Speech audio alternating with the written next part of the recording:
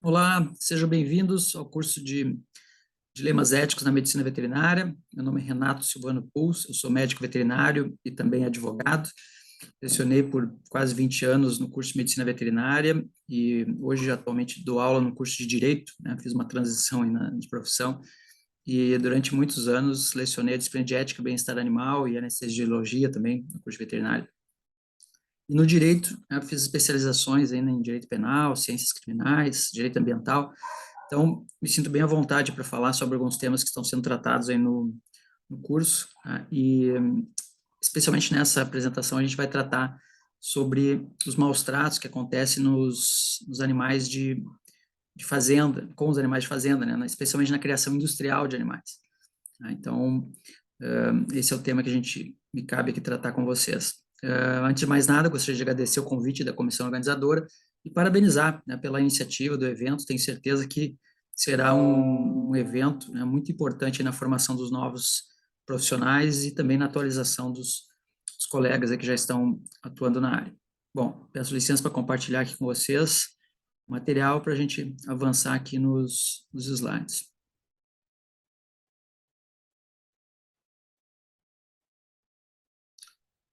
Bom, então o título aqui, né, eu coloquei médico veterinário e os maus tratos na exploração animal, um outro olhar. E vocês vão entender ao longo aí da apresentação por que desse título, né? E especialmente, né, a proposta de chamar atenção para o papel do veterinário, né, nesse contexto, né, de maus tratos, né, de sofrimento dos animais usados, daquelas espécies, né, que são criadas para produção de alimentos, vestuário, enfim, as várias formas aí que a gente vai tratar nessa apresentação. Na verdade, uma conversa assim, rápida, né? O tempo é relativamente curto, e até vou marcar aqui para a gente não passar muito, e mais uma proposta de reflexão, né? Para que vocês depois pensem sobre o assunto, pesquisem, né? E aprofundem aí essas reflexões. Bom, então vamos lá. Em primeiro lugar, assim, sempre surge, né, a pergunta, né, do que é crueldade, porque alguns, especialmente autores que escrevem nas áreas de humanas, vão fazer essa alusão de que o conceito de crueldade ele tem uma certa subjetividade, tá? Por variar, né, especialmente no tempo, ou até conforme as regiões, os estados, os países, né, do que a sociedade entende por cruel, né? Então, existe aí, de certa forma, essa opinião, né, de alguns autores, mas a gente, especialmente eu defendo, né, quando a gente pensa sobre aspectos científicos, médicos, assim, relacionados especialmente com a ciência do bem-estar, né, usando ali os indicadores para avaliar o sofrimento do animal, a gente consegue tornar, né, deixar de lado esse subjetivismo e demonstrar o sofrimento ali, né, do animal, e na grande maioria das vezes não vai ser justificado esse sofrimento, né, existiriam alternativas a essas práticas, né, e por isso aí poderíamos se considerar assim como práticas cruéis, né, e a gente sabe que a Constituição veda a crueldade, né, aos animais. Então, aqui um conceito de alguns autores, né, de um autor especialmente o Acione, né, que trabalha com essa questão da violência nos animais, enfim, vai falar, né, que a crueldade é um comportamento não aceitável socialmente, né, e que intencionalmente causa dor e sofrimento e que gera estresse desnecessário. Claro que daí essas expressões, quem já teve aulas aí de bem-estar animal, né, já estudou esse assunto, vai perceber que aparece aí essa expressão, especialmente sofrimento necessário, o sofrimento desnecessário. E a gente pode fazer aí discussões, né, sobre o que realmente quer dizer, né, essa expressão e quando esse sofrimento seria necessário, né, quando é que ele realmente se justifica, né? No meu ponto de vista, se justificaria só em situações extremas, né, de vida ou morte, né, de legítima defesa, né, estado de necessidade, né, conceitos aí que o direito trabalha muito bem, e o que a gente vê na realidade, no dia a dia, né, são os animais sendo submetidos a sofrimento e não são situações extremas, né, não são situações de vida ou morte, né, são situações, na grande maioria das vezes, que poderiam ter práticas alternativas, né, outras práticas, né. Vou dar um exemplo bem simples, assim, né, só para ilustrar. Aqui no Rio Grande do Sul a gente entrou com algumas ações judiciais contra algumas brincadeiras ou gincanas, né, onde no interior, né, onde utilizavam porcos ou frangos, galinhas, né, nessas gincanas, essas brincadeiras. e a gente conseguiu demonstrar que aqueles animais eram submetidos a um sofrimento, né, medo, eventualmente até traumas, né, por conta do tipo de prova ali, de brincadeira, e, na verdade, aquelas práticas ali poderiam ser facilmente substituídas por qualquer outra brincadeira, né, lúdica, né, sem haver necessidade de usar os animais ali naqueles casos. E a justiça aceitou bem esse argumento e proibiu aí as provas nesses eventos. Então, esse é só um exemplo bem simples, mas que mostra como, na grande maioria das vezes, os animais são utilizados de forma que poderiam ser substituídos por outras formas que não tivesse o uso dos animais, e aquele sofrimento, seja psicológico ou físico, né, seria completamente desnecessário. Então, a gente vai, ao longo da apresentação, conversar mais sobre esses detalhes. Essa parte inicial vou passar um pouco rápido, né, para a gente chegar lá, o nosso tempo é relativamente curto, mas aqui só trazendo a importância, né, da ética animal, especialmente ali nos anos 70 e 80, como começou a se discutir sobre esse tema, vai chamar atenção, né, sobre o sofrimento animal. Realmente, hoje em dia, a gente trata muito mais sobre o assunto do que se falava, né, há anos atrás. Então, convido aí a quem conhece pouco esse assunto, né, e esses autores, especialmente, convido que estimule que vocês leiam, né, e atentem para esses conceitos, né, que eu coloquei no slide aqui, são bem importantes aí para a gente começar a entender, né, por que que a gente trata, a sociedade trata os animais da forma como eles são tratados hoje, né? Por que que eles sempre foram desconsiderados das nossas esferas, nossa esfera de consideração moral, por que eles são excluídos, por que que grande parte da sociedade aceita, né? Essas, como estava no slide anterior ali, práticas socialmente aceitas. Por que que se tolera, né, essa violência aí contra boa parte dos animais, especialmente os animais de fazenda? Quando a gente fala sobre animais, os pets, né, o cão e gato, a grande parte da sociedade já tem uma outra visão. Então, o nosso tema aqui hoje é justamente chamar atenção para esses grupos que estão mais excluídos, mais marginalizados, né? Então, aqui fica a dica aí para vocês aprofundarem um pouquinho aí sobre esses conceitos aí, direitos animais, bem-estar animal. Tem algumas diferenças importantes, né? Os direitos animais, eles realmente não toleram nenhum tipo de exploração ou uso dos animais, né? Já na ética bem-estarista, né? Se a ideia é minimizar o sofrimento, né? Ou excluir na medida do possível, mas ainda aceita, né, o uso dos animais de alguma forma, desde que não sofram e tal. Então, vale a pena aí aprofundar um pouquinho nesses dois conceitos, né, e muitas vezes os cursos de veterinária não abordam esses temas, né, então é importante que os alunos aí, o profissional também que está trabalhando, estejam atentos, porque são discussões importantes na atualidade, né. Não, se vocês por acaso não tiveram esse assunto na faculdade, é importante estarem atentos para não ficar fora aí dessa debate tão importante, que como é afeto aos animais, não tem como, né, o veterinário estar alheio a essa discussão, né? É muito importante aí que estejam atentos a esse debate. Enfim, por conta desse todo esse movimento aí, né, que vem acontecendo já desde lá dos anos 70 para cá, hoje a gente tem uma nova sensibilidade em relação aos animais, né? Especialmente porque o cão e o gato, né? Eu coloquei ali uma fotinha de uma cachorrinha minha, que inclusive faleceu há pouco tempo, viveu 17 anos comigo, é um membro da família, tá? Então, hoje em dia a gente tem já uma nova sensibilidade realmente em relação aos animais. O cão e o gato, com certeza, aí são os porta-vozes, né, dos animais, porque a gente está mais próximo deles, a gente se relaciona mais, a gente começa a enxergar, a gente começa a ter empatia com o sofrimento deles, né?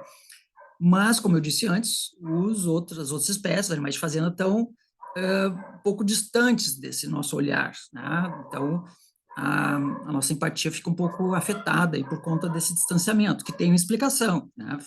Historicamente, isso foi construído, né? Então, dá para a gente entender por que que isso acontece, né, nos dias de hoje. Mas, como eu disse, o cão e o gato são os porta-vozes e talvez ajudem nessa desconstrução, né, desses conceitos mais antigos.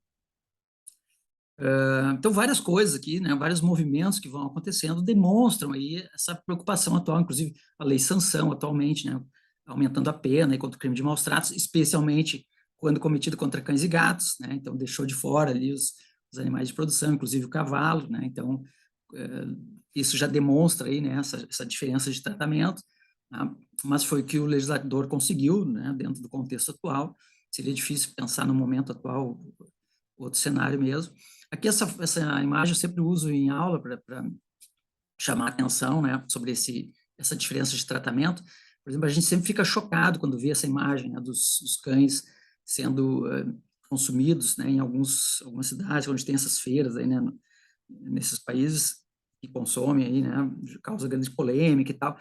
Mas a gente testemunha todo dia, né, na estrada aí, caminhões passando com suínos, com bovinos, com aves, né, e boa parte da sociedade não se choca, como se choca quando vê um cão ou um gato, né? Então, enfim, a Melanie Joy escreve sobre isso, né? Tem um livro bem interessante. Então, e o veterinário está dentro desse contexto, né? O veterinário tem que começar a pensar sobre esses fatos, né? E realmente acredito que seja aí um dilema importante na atuação do médico veterinário, né? Para começar a fazer esse paralelo. Então, vale a pena que nós, profissionais, né, tenhamos esse olhar atento, né, a essa diferença, né? Especialmente aqui a ciência do bem-estar é que vai comprovar tudo isso que eu estou falando, né? A ciência do bem-estar veio a partir ali também junto com essa, né, essa ética animal, todo esse movimento que veio acontecendo, né, de maneira paralela, assim, e, e mostrou, né, cientificamente, com critérios bem objetivos, né, o sofrimento do animal. Então, há como se avaliar o sofrimento do animal, tem protocolos, né, bem estabelecidos, já inclusive com publicações aqui no Brasil, bem importantes, né, que foram inclusive publicadas internacionalmente, e protocolos bem estabelecidos para avaliar o sofrimento e os maus tratos dos animais. E esses protocolos foram desenvolvidos, inclusive, para animais de fazenda, e depois foram adaptados para pequenos animais.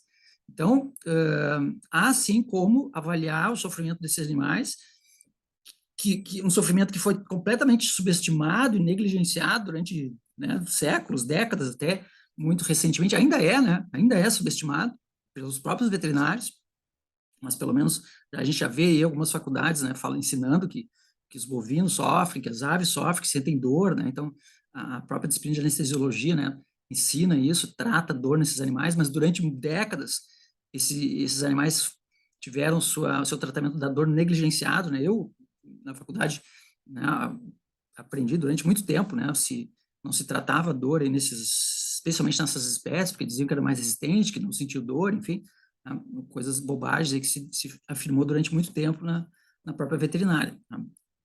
Então, aqui vocês vão aprender, quando estudarem a ciência do bem-estar, né, os conceitos das 5 liberdades, enfim, né, e especialmente os critérios, os indicadores, né, para se avaliar indicadores comportamentais e indicadores biológicos, né, para se avaliar ali o sofrimento do animal. Então, aqui vou passar rapidamente, né, depois, com certeza, vocês também vão ter, não é o foco aqui dessa apresentação, mas ela está dentro do contexto. Por quê? Porque quando a gente pensar os animais de produção, eles vão sofrer com confinamento, com alimentação artificial, com pressão genética, então uma série de práticas que são comuns nesse sistema, né, de criação industrial, e vão afetar diretamente essas 5 liberdades, né, e afetar com alto grau de intensidade.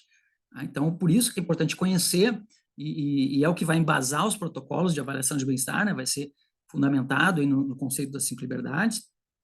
Então, é importante que o veterinário conheça isso, estude esse assunto, né, especialmente quando se dedicar a essa área.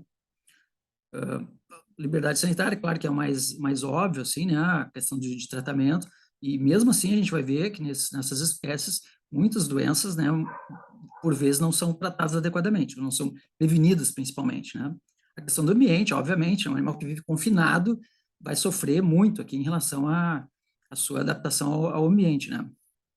Então, olha só que interessante, quando a gente vê um cão, hoje em dia, quando a gente vê um cão preso, eu mesmo já fui junto com a polícia para fazer flagrantes, né, de animais que estão presos em más condições de higiene, alimentação, enfim, mas a imagem deles presos, confinados na corrente, choca bastante, né, pela privação da sua liberdade, movimentação, expressão de comportamento, enfim. Mas grande parte da sociedade aceita que o frango, que o suíno, que o bovino, o coelho, fiquem presos lá numa gaiola, uma ave, né? Então, assim, tem uma distorção muito grande aqui, né? Do olhar, de como a gente está olhando, né? ah, esses animais. Aqui um exemplo, né, que eu trouxe. Aqui no Rio Grande do Sul tem uma feira muito grande, acho que é a maior da América Latina, né? Uma feira de animais de produção. E daí eu achei, me chamou a atenção no jornal, né? Um jornal de grande circulação aqui também, como ele tratava os pets, né? Então, aqui falando paixão animal, tá, uma foto toda bonitinha, não sei o quê, e está certo, né? E tratando como indivíduos, né? Como merecem ser, só que de outro lado, né? Tratando aqui dos ruminantes, os bovinos, inclusive com um número ali, né? É bem ilustrativo, né? Bem significativo aquela imagem ali, um número, deixa de ser um indivíduo, né? Ele passa a ser um número, um produto, né? Dentro do rebanho, do plantel. E ainda a chamada é mirando recordes. Então, falando só de lucros, né? Então, isso aqui demonstra, eu acho muito ilustrativa essa imagem, né?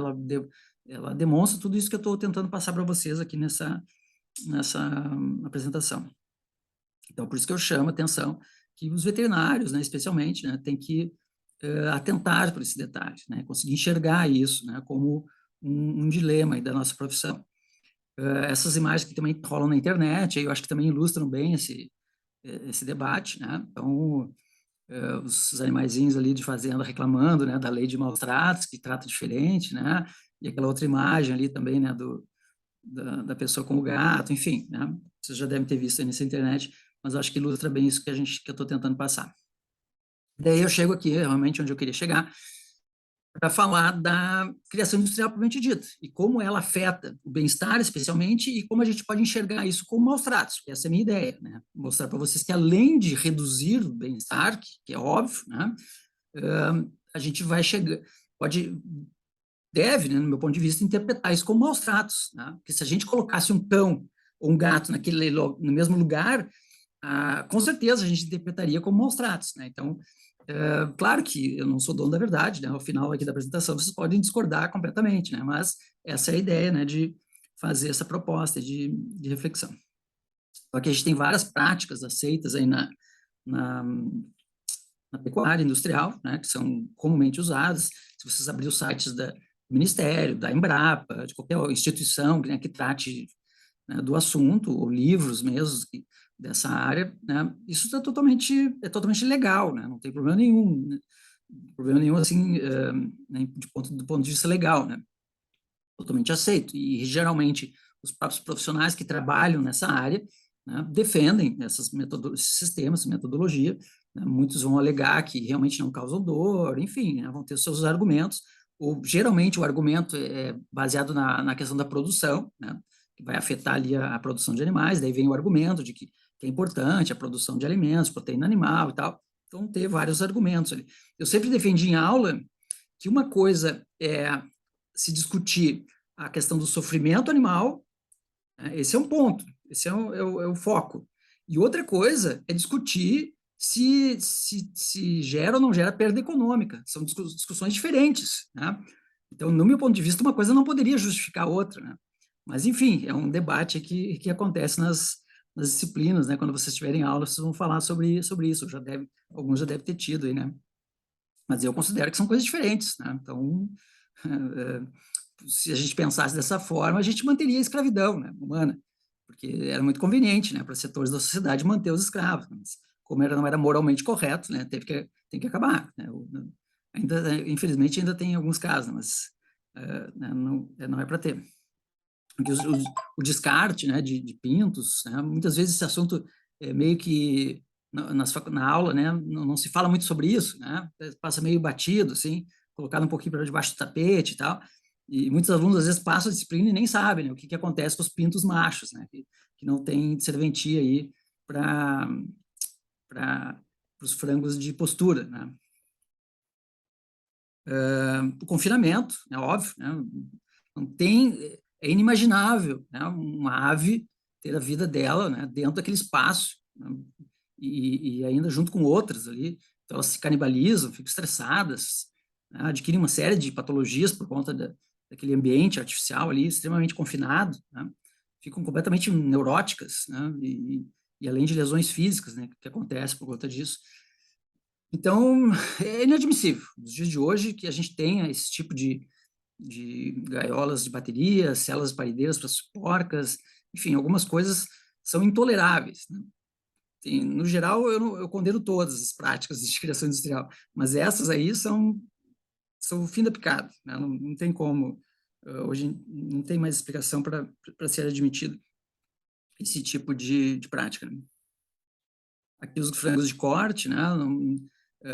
é inaceitável, né, que vivam nesses tipos de galpões superlotados, né, com estresse térmico, é sempre um grande motivo de alta mortalidade, né, nos verões, quando falta luz, os sistemas de ventilação falham, né, morre um galpão inteiro, né, os animais sofrem horrores quem já fez essa disciplina sabe que com o odor da ureia, da amônia, né, causa doenças respiratórias, então imagina, a pessoa, o adulto, o ser humano adulto, quando entra ali já não aguenta o cheiro, vocês imaginem eles que vivem a 50 centímetros do chão, passarem o tempo todo respirando aquilo ali, né? Então, enfim, né? Fora aí as situações de uns, por conta do alto crescimento, adquirem doenças articulares, né? Não conseguem caminhar, não sustenta o próprio peso, uma série de problemas aí, né? E o engraçado, né? Até já usei isso em outra apresentação, quando a gente vê fotos nas revistas especializadas, eles mostram essas fotos falando do sucesso da produção, dos lucros, enfim, e não tem nem vergonha. Isso que me chama atenção. Então, às vezes aparece uma matéria na TV, né? Em algum jornal assim de grande expressão na TV, e eles mostram, fazem uma reportagem falando, né, do setor que está em crescimento e tal, e eles não têm nem vergonha de mostrar isso. Então, vejo como é interessante, né? Que em outros países eles já têm vergonha, pelo menos, né, de mostrar. Aqui no Brasil, não. Aqui no Brasil, eles mostram a reportagem e mostram ali. E por quê? Porque grande parte da sociedade não enxerga aquilo ali, que os animais estão sofrendo. Né? E é interessante, depois eu vou mostrar para vocês, quando, às vezes que a gente tenta entrar na justiça, né, e dizer que ali há maus tratos, a própria justiça entende, não, aquilo ali é um sistema normal de produção, né, completamente legalizado, e tem normas aí do próprio Ministério da Pecuária, Agricultura, Pecuária e Abastecimento, então não tem problema nenhum. Eu vejo como é curioso isso, né? Porque é ensinado na faculdade, a sociedade tolera, o judiciário também aceita, né? E muitos veterinários vão defender, né, esse sistema, e a gente sabe que os animais sofrem. Né? Então, se isso aí não é um dilema, né, é bem complicado. Né? O próprio sistema de abate, depois eu vou ter uma outra apresentação, eu já convido vocês para assistir sobre o abate humanitário, a gente vai ver os vários pontos, né, de possibilidade de sofrimento ali dos animais e de falhas no método, né, e obviamente que os animais sofrem aí nesse processo.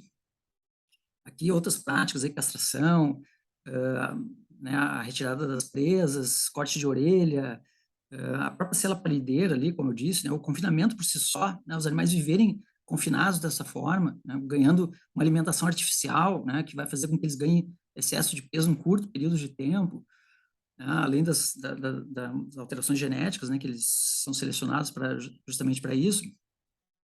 O confinamento, né, eu acho que é um dos grandes problemas aí que a gente tem, e o pior, né, o confinamento em alguns estados vem crescendo, né, a despeito de toda a discussão sobre bem-estar, o confinamento vem aumentando, né, isso que é um problema, né. Então, por isso que é importante as novas gerações fazer essa reflexão, né. Aqui algumas imagens de feiras, né, de exposições, né, os animais presos ali, e ninguém enxerga isso aí como maus tratos, né, o animal fica preso durante horas, dias, né, e será que a gente deixaria, né, você deixaria o seu cachorro, né, ficar preso assim no sol, né, sem água, sem nada, durante horas, ou aqueles ali, eu já fiz plantões, né, nessas feiras, como professor de veterinário, muitos dos animais que a gente atende doentes nessas feiras, que às vezes até morrem, são por conta do estresse e da mudança de alimentação da própria feira. Né? Então, será que isso não pode ser considerado maus tratos? Né? A gente colocou eles naquela situação ali de estresse, de milhares de pessoas passando, calor, né? Alimentação, mudança de alimentação, transporte. Os animais chegam para a feira e às vezes tem que ficar o dia inteiro embarcados no caminhão, porque por problemas burocráticos não consegue, né, desembarcar. Né? Testemunhei já vários casos nesse sentido. Será que isso não é maus tratos? Né? Vamos adiante.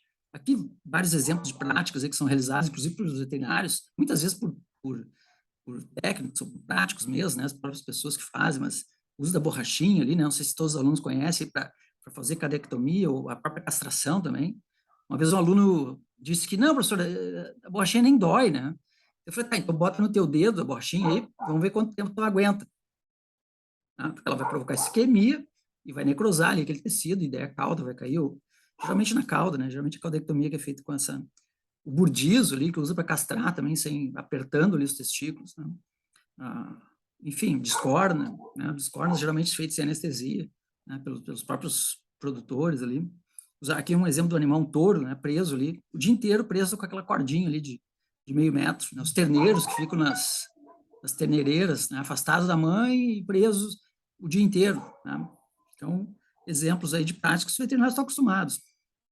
Aqui mais exemplos aí de práticas que são aceitas, né, regulamentadas, né? Então, transporte, os animais sendo transportados, excesso de temperatura ou frio, né, o motorista para, vai almoçar, deixa o caminhão no sol, né, estradas esburacadas, estradas com poeira, longas distâncias, né, inclusive transporte, seja rodoviário, fluvial ou marítimo, né, sempre, muitas vezes por longas distâncias, os animais com sede, né.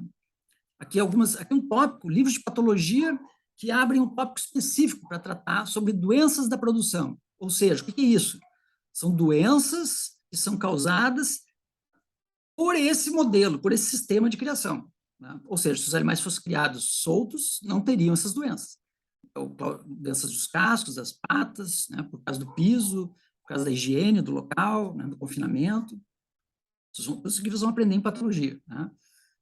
Artroses, por causa do excesso de peso, né? Então, muitos animais vão ter doenças aí crônicas nas articulações, os bovinos com mamite, porque, né, seja pela genética, pelo aumento da dieta, enfim, alta produção de leite, né, e mais associada a condições de higiene, manejo, vai levar aí uma alta incidência de mamites, né, que causa dor. Né? Tudo isso que eu estou falando causa dor o dia inteiro. Né? Esses animais passam com dor boa parte do dia e grande parte da sua vida. Né? Se isso aí não é sofrimento, então eu estou bem enganado aí nos meus conceitos. Né?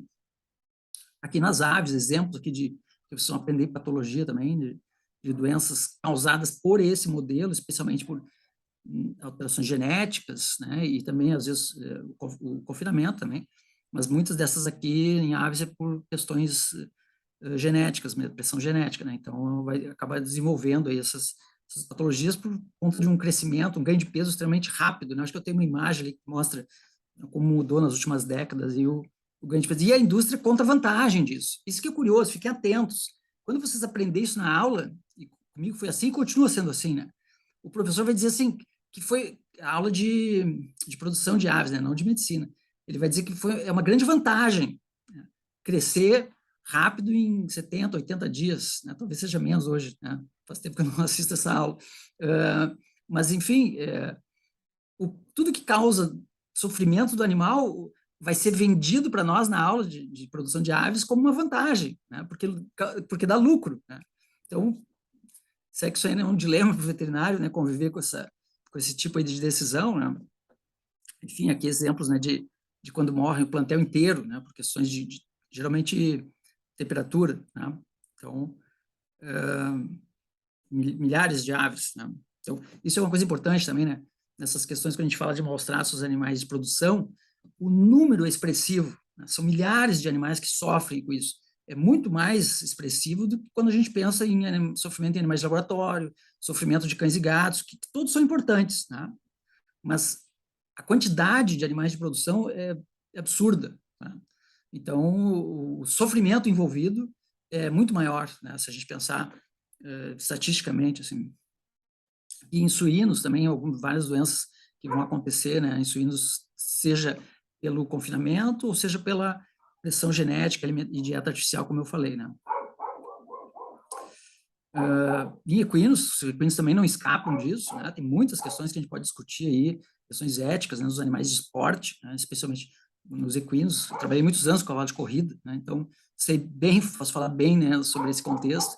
Né, então, animais, cavalos usados em outras hípicas, e nos quartéis, enfim, né, acabam se submetendo ao ambiente. O cavalo é um animal gregário, que gosta de correr, de brincar com seus pares ali, né, e quando ele fica confinado o dia inteiro, obviamente que ele desenvolve uma série de neuroses, de estereotipias, de doenças de comportamento, assim como os suínos, enfim, né, que se canibalizam e roem, adquirem esses hábitos aí, né, coprofagia, enfim. Aqui coloquei algumas outras, aqui em cavalos de carroça também, né, não estou livre disso, né, foge um pouco do contexto que a gente está falando, mas é um bom exemplo também de animais de grandes animais que sofrem. Aqui o caso dos equinos e outros animais bovinos, eventualmente, hoje menos, né, mas ainda são usados no trabalho. animais usados, convivi com isso, né? Animais usados de forma exaustiva nos treinamentos, né? Nas provas, levando inclusive à morte, né? O veterinário que trabalha com esse tipo de animal está acostumado a fazer eutanásias ou testemunhar a morte de animais por excesso de treinamento, né? Ou excesso na prova e nos próprios treinamentos. A gente já teve até casos de cavaleiros olímpicos, né, sendo expulsos de uma Olimpíada por conta disso, né, de maus tratos explícitos, né, aquele intencional mesmo. Porque aqui eu estou discutindo tanto o maus tratos, aquele explícito, que o cara pega lá um pedaço de pau e bate, como, né, e esse caso implícito, né, que muita gente não enxerga, que o próprio veterinário às vezes não enxerga como maus tratos. Né, mas isso que eu estou tentando alertá-los. Se a pessoa pega o cavalo e treina exaustivamente, né, até ele ficar doente, né, isso eu quero dizer, né, isso é maus tratos também. Né? Então, ele está levando esse animal à exaustão, está causando sofrimento, ou expondo o animal a um tipo de prova, né, absurda, assim, que ele vai sentir medo, né, de realizar aquele tipo de evento ali, enfim, né, também vai levar a sofrimento emocional, tanto físico quanto emocional. Então, aqui a gente vê, né, a própria expressão, né, depois vou mostrar autores que falam sobre isso, né, o Mark Bekoff, que escreve sobre comportamento animal, né, que é um biólogo, ele vai falar da importância das expressões faciais para a gente identificar o sofrimento psicológico dos animais, né, e não tem como não ter sofrimento físico, né, eu queria saber, o veterinário tem coragem de dizer que numa uma atividade dessa, uma queda traumática dessa, não tem sofrimento físico, a pessoa não pode ter coragem de afirmar, fazer uma afirmativa dessa, né? Então, é bem importante a gente começar a enxergar os fatos, né? E não tentar distorcer os fatos, né? Isso é bem importante. E muitas vezes os veterinários, e isso é importante, né? O veterinário que está atuando e tirando seu sustento de uma área, de uma determinada atividade, eu defendo que ele não é imparcial para falar sobre aquela atividade. Né? Então, se eu pedir um laudo, por exemplo, sobre maus tratos de um veterinário que trabalha numa vaquejada, por exemplo, eu não consigo considerar a imparcialidade dele para falar sobre aqueles fatos ali. Né? Não considero que ele seja imparcial, porque, afinal de contas, ele tira o sustento daquela atividade. Então, eu acho que teria que ser um outro profissional não envolvido diretamente, ou até indiretamente, né, com aquela atividade, porque senão ele fica suspeito para falar sobre o tema, já que ele recebe, né, ele vive daquilo ali. Então, isso é bem importante, né? E a gente tem visto em alguns debates veterinários que trabalham, às vezes, naquela atividade, que tem seu sustento dali, tá? Defendendo certas práticas com animais. Né? Então, acho que são questionáveis, né, esses argumentos. Então, aqui outros exemplos, né? Eu já atendi vários cavalos, na verdade, eu eutanasiei, né? Cavalos com traumas cranianos e traumas cervicais naquela prática do palanqueio, ali, de colocar potros selvagens, potros não domados, né? No palanque. Obviamente, os animais sofrem psicologicamente, obviamente, e fisicamente a ponto de ter que ser sacrificados, né, pelo trauma. E não lembro de ter visto alguém sendo denunciado por maus tratos, né?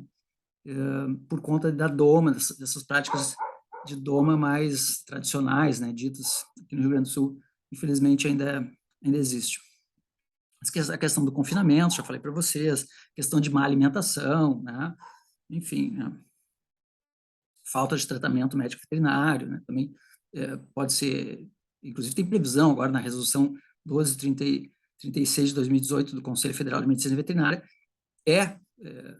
maus tratos, né, não fornecer o tratamento médico veterinário adequado e no tempo adequado. Aqui o exemplo das feiras, né, exposições, olha esses búfalos ali, né, um búfalo, ele não tem 50 centímetros de corda ali. Né, e quanto tempo eles ficaram? Essas feiras duram 15 dias, né, uma semana, mas até entre os animais chegarem, saírem, né, então, no mínimo uma semana, né, presos ali. Claro que eles vão sair para dar uma caminhadinha, de repente, né, mas a grande parte do tempo ficam ali presos, né, e passando ali milhares de pessoas em volta, né, durante uma semana. Parques zoológicos, né, não é o foco aqui, mas também, né, a situação que tem confinamento, estresse, né, enfim, né, não vou meter esse detalhe aqui, mas fica a dica aí também, porque são pontos aqui também os animais de experimentação, né, da mesma forma. A questão genética aqui, como eu falei, é bem importante, né, então, vários exemplos aqui em cães e gatos, com certeza vocês já estão mais acostumados a discutir esse assunto, porque várias raças aí, né, têm problemas sérios de saúde por conta dessa pressão, essa seleção artificial das últimas décadas, últimos séculos, às vezes, né, tem mais de 200 anos, às vezes, na verdade, o cão, né, da domesticação já vem sendo selecionado artificialmente, né, mas a coisa, digamos assim, ganhou esse modelo comercial, digamos assim, né, nos últimos 100, 200 anos, acho que avançou. Não é minha área, né? Enfim, mas enfim, o fato é que algumas dessas raças, inclusive em alguns países já estão sendo, acho que vai ser tratado isso aí no evento, estão sendo proibidas já, né? Por conta dos problemas que elas sofrem o tempo todo, né? Então, eu como anestesista, né, a raça, esses braxifálicos, o pug, por exemplo, são raças que respiram mal o tempo todo, né? Então, é uma vida de sofrimento, né? Então, ali o caso dos frangos, que eu falei para vocês, as mamute, né, os animais que têm excesso de peso, né? Então, vários exemplos aí, né, raças de cavalos, às vezes, que o cavalo é sempre selecionado pela sua performance, né? Então, se ele tem uma tendência a alguma doença articular, muitas vezes, por ele ser um bom corredor, né, não se negligencia aquele fato ali, né, de dele ter alguma predisposição a uma doença, e os filhos dele que se ralhem, vão ter também, mas é importante que corram bem, né? Então, isso são dilemas éticos que o veterinário vive no dia a dia, né? As suas escolhas aí que vão fazer em relação a esse tipo de atividade. E falta do cuidado do tutor, já falei também, mas não é o nosso foco aqui, né? Mas já é considerado maus tratos, né? O tutor que não, não proporciona aí, né, o tratamento adequado para o seu animal. Aqui a questão dos seres sencientes, lá quando estudarem ética animal, isso aqui vai ser muito importante, né? Porque o reconhecimento dos animais como sencientes, como consciência, de ter consciência, como diz o Manifesto de Cambridge, né, de 2012, tudo isso vai fundamentar toda essa discussão. Porque não é só o cão e gato que é senciente ou tem consciência, as outras espécies também, né? Então, isso fundamenta toda essa discussão aqui, né? Por que a gente tem que ter esse olhar mais ampliado, né? E não esse foco distorcido aí, né? Claro que existe uma resistência por conta disso, por questões financeiras, por questões culturais, né? Quando vocês estudarem e lerem Peter Singer, tal, vocês vão ver toda essa história, por que hoje em dia a gente trata, né, os animais, né, de certa forma, quando a gente estuda todo o fenômeno da domesticação, a gente vai entender, né, por que os cães e os gatos ficaram mais próximos da gente, né, e ainda mais hoje em dia com as mudanças das cidades, né, esse fenômeno da urbanização, as mudanças do perfil das famílias e tal, né, tudo isso traz esses animais mais para perto. E, de outro lado, os animais de fazenda já foram criados, né, de uma forma um pouco mais distanciada afetivamente, porque, afinal de contas, a gente, especialmente aqui no Ocidente, né, tinha que consumi-los, né, então, usá-los no trabalho, no esporte, enfim. Então, havia aí, já vem se formando, né, esse distanciamento, e se cria aí o que a Melanie Joy vai falar em dissonância cognitiva, né? A gente não quer pensar muito sobre o assunto, né, para deixar assim como está, e daí a gente consegue lidar com esse potencial desconforto moral, né, que poderia surgir. Então, o ser humano dá um jeito aí, usa um mecanismo psicológico, né, para poder lidar com isso. E, claro, atualmente, nas últimas décadas, né, a nossa sociedade, na verdade, no último século, passa a ser uma sociedade de consumo. E isso vai potencializar tudo isso, né, essa mercantilização dos animais. Então, hoje em dia, quando a gente assiste a televisão, por exemplo, a internet, enfim, essa grande quantidade de produtos, né, que oferecem ali, né, não vou citar marcas aqui, né, mas daí com aquelas personalizadas da televisão, fazendo propaganda e tal, as pessoas acabam consumindo mais, né, do que precisaria até, né? Então, esse consumo de animais vira um objeto de desejo, de status, de consumo, praticamente, né? Então, as pessoas nem se dão conta que aquilo ali são vidas, né, que estão sendo consumidas, né?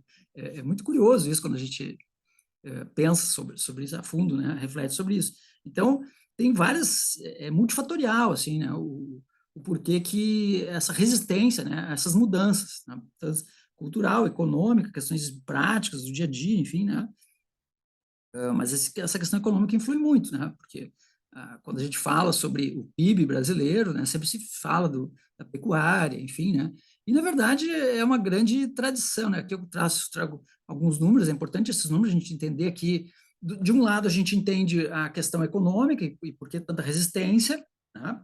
E de outro lado, a gente também vê com os números a quantidade de sofrimento envolvido, né? Então, entender dos números aí é importante, né? Para perceber isso, né? Se dar conta disso. Aqui eu já tinha falado isso da visão do judiciário, vocês podem ler aqui a sentença do juiz, né? O juiz fala até que defende isso, né? Que é necessário, que está dentro das normas, né, de produção, que daí fala aqui daquela velho argumento, né, de que é necessária a produção de proteína animal e tal. Depois vocês podem ler com mais calma. Aqui, mas eu já falei, é importante que estudem um pouquinho, né? Quem não conhece, né? Que fica o convite para que leia um pouquinho sobre ética animal, né? Sobre a origem desse debate filosófico de direitos animais e bem-estarismo. Aqui fala um pouquinho desse status jurídico dos animais, como de coisa, né? Que aqui no Brasil os animais ainda são coisa. Nosso Código Civil ainda reconhece os animais como uma coisa, um bem semovente, né? É um bem, posso comprar, vender, por isso que é normal, né? Que as pessoas comprem e vendam animais, né? É completamente legal. Alguns países já estão tentando mudar isso. Aqui no Brasil tem um projeto de lei, né? Animal não é coisa, já deve ter ouvido falar sobre isso, né? Está em tramitação. Não muda completamente o status jurídico, né? Mas já é um avanço, sim, tá? Claro que existem problemas ali, alguns estados já aprovaram essas legislações, conferindo um status diferente a cão e gato, de novo, né, e deixando aí os animais. Por quê? Porque a gente tem bancadas ruralistas tanto no Congresso como nas Assembleias Legislativas dos estados. Então, é difícil mudar isso, né, por tudo isso que a gente está falando aqui. Né, existe muita resistência, então sempre vai vir o cão e o gato primeiro, né? Quem sabe no futuro, daqui muitos anos, né, a gente possa. Mas o fato é que eu coloquei, né, as leis de proteção vêm avançando, né? Claro que daí muitos setores da sociedade vão dizer que são direitos humanos, direitos nossos, usar os animais, vai ter esse conflito aí de ideais, né? Aqui uma outra partezinha, vou passar um pouquinho rápido, já estourei meu tempo aqui, né? Já falei sobre isso aqui, dissonância cognitiva, depois vocês podem olhar com mais calma também, tá? Aqui atrás é uma partezinha sobre essa discussão, né, que vem avançando aí nos direitos animais, no campo jurídico daí, né, porque o direito dos animais começou como no âmbito filosófico e daí depois ele avança para dentro do direito também, né, e hoje cada vez mais a gente trabalha aí questões nesse sentido, né, avançou bastante já, né, claro que de novo aqui a dificuldade na área de animais de fazenda é um pouquinho mais difícil, mas tem se avançado aí dentro do possível, tá? Então, concluindo aqui, né, fica a dica aí para que os futuros veterinários ou os veterinários que já estão atuando no mercado façam essa reflexão, né, sobre o papel aí do profissional dentro dessa cadeia produtiva, especialmente de animais de produção. Claro que também, quando eu falo de animais de produção, também a gente sabe que também tem cães e gatos que são criados com esse viés, né, produtivo, como se fossem coisas, produtos, né? Mas quando comparado com frangos, suínos e bovinos, é muito menor, né? Então, mas claro, é condenável de qualquer forma, né? Então, fica o convite para que faça essa reflexão, né? E que no futuro, quem sabe, a gente comece a enxergar aí e ter aí maiores casos tanto de denúncias de maus tratos e até mudanças nas próprias práticas, né? Os veterinários das novas gerações consigam enxergar essas questões e quem sabe, porque no futuro muitos de vocês que estão aí assistindo vão estar no papel onde vão fazer as normas, né? Ou muitos vão trabalhar no Ministério, outros vão trabalhar na Embrapa, outros vão ser congressistas, vão ser prefeitos, governadores, enfim, né? Tenho inclusive ex-alunos, né, que são políticos hoje. Então fica a dica aí, fica a reflexão. Tá? Muito obrigado pela paciência. Nos encontramos numa próxima apresentação. Até a próxima.